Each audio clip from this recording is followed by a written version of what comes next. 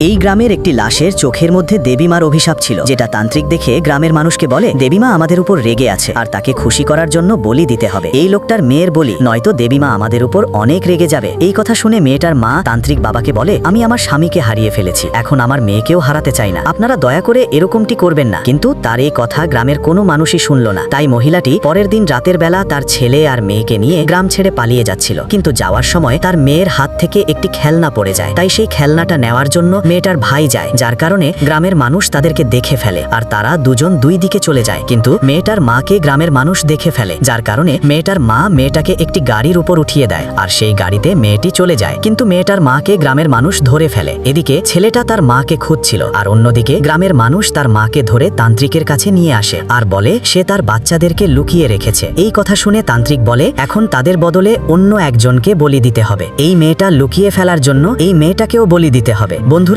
Part 2 subscribe করুন।